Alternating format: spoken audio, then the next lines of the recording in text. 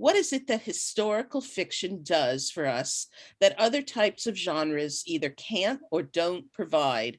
What are the ideas we explore and communicate through historical stories that are different from what we get out of contemporary stories or fantastical settings? Catherine Lundoff, I'm going to turn it over to you. Woo. Hi there. I think that part of it is an opportunity to re-envision our pasts as, as lesbians, as bisexuals, as queer women, and, other queer folks. It's a way to write ourselves into stories where we were ignored or it was illegal or fatal to be out. The price for that was too high, so the documentation is gone. The documentation never existed. Our stories never got told. So it's a way to address some of that, to fill in some of those spaces where we know queer people existed. We just don't have much information or any information about them. So that's part of how I got into writing historical fiction to begin with, was that I started working with some of these stories and wondering what, people were doing in between times. And, I think that that's one of the great opportunities that it gives us as writers. That's great. That's great. Bonnie, what do you think? Good morning. Pleasure to be here. As a professional historian, am attracted to historical fiction because I can say some of what I'm thinking through my characters in ways that I wouldn't necessarily in a university lecturer. And I can also dream in what I wish had happened in terms of a certain kind of possibility or unity. It's been important to me, as we've seen women's bars disappearing all over the country, to preserve the ethos of a really good bar. And I belonged to a private women's club called Horizon in upstate New York in the 80s. And I used that, already a historical site, as the space in my two stories that opens as a time travel portal. The members gather together in celebration of different holidays or community events, and then our heroine finds herself traveling into the past.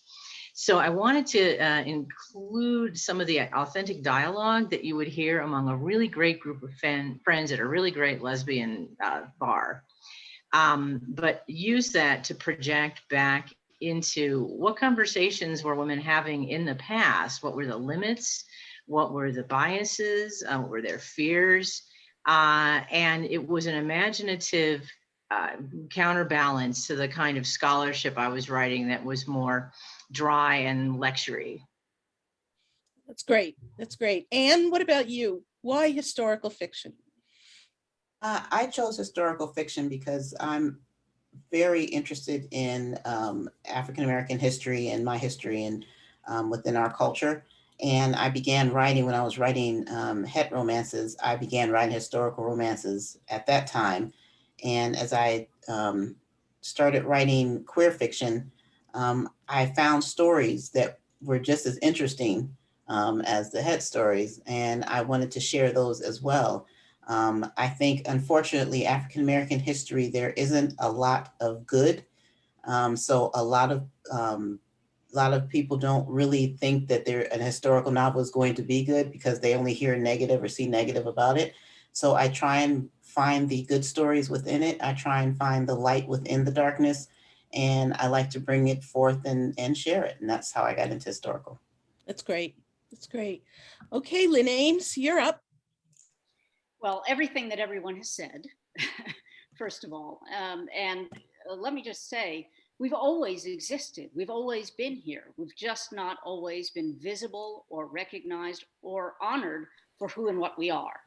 And I was a history major in college. I'm very attracted to all things historical, and particularly 20th century American history and Civil War history, honestly.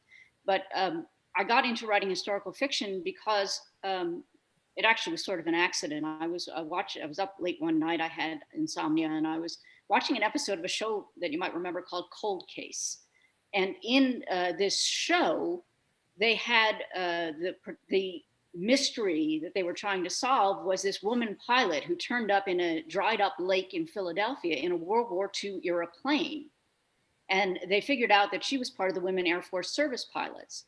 Now, I just said I was an American history major, 20th century American history, and I had never heard of the WASPs. And I thought, that's outrageous that I've never heard of that. I was really angry about it. And so I started researching, and I thought, we have to write ourselves back where we've been erased. Because if you tell me that there are 1,072 women who left everything and decided to fly these planes at their own great peril, and that not one of them was a lesbian, I'm going to tell you, you're a liar. And so I thought, I'm going to tell their story because we don't know it. And the timing was fortuitous because it was 2010, and right then, they were about to get the gold medal. The Congressional Gold Medal was finally going to be awarded to them as a result of Elizabeth Dole's work, by the way, in the US Senate. And so I thought, what better time to tell this story? And then I started thinking about it. I thought, how many other times have we been the stars of history and never recognized for being that? It is time to restore ourselves to our proper place, to our proper position in history. And I love doing it because it's just so exciting. And now, having written a biography of someone who's such a major figure in 20th century American sports story, the 20th century American lesbian story, the 20th century women's business story, honestly. As I was writing Dot's story, it became very clear to me that all of this would have been lost if not for Dot's memory, extraordinary memory, and her agreeing to let me tell her story. So that's why I do what I do, because otherwise, if we don't do it ourselves, who is going to tell the story, and who is going to tell it authentically if we don't do it ourselves? Very true.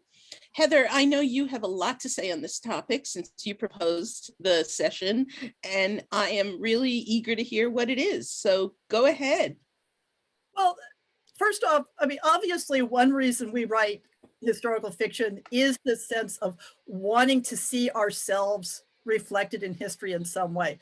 But I'm going to focus on a different aspect that is really important to me, which is that as they say, the past is a different country, they do things differently there. And studying understandings and experiences of gender and sexuality in past cultures and in other countries in our contemporary world really gives you a light on the subjectivity, the variability of the experience of sexuality and gender and how the two interact. And when you study how people thought about what we would consider queerness in the past, and what it meant to them, how they envisioned themselves and their identities in that context. And you realize that the pieces go together in different ways than what we're used to.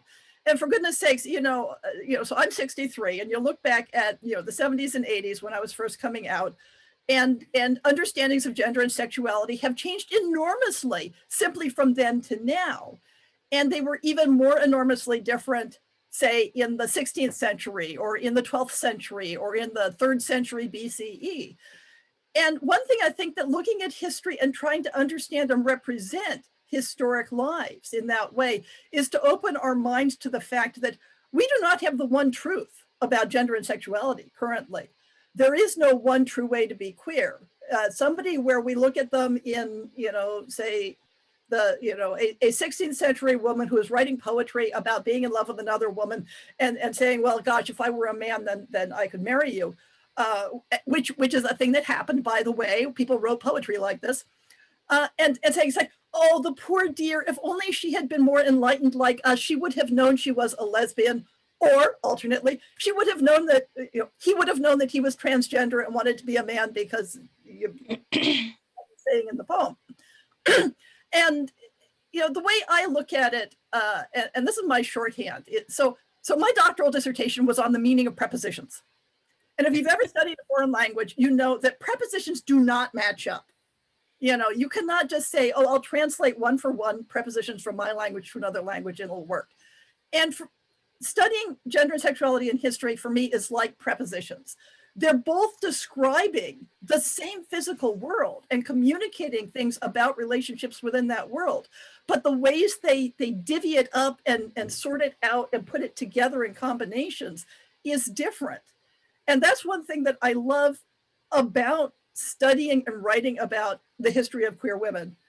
And I think very much it helps me understand the diversity of identities and experiences today, not only within our Western culture, but for example, in trying to understand why queer people in, say, Islamic countries are kind of put out at having Western ideas imposed on them of how they should experience their queerness.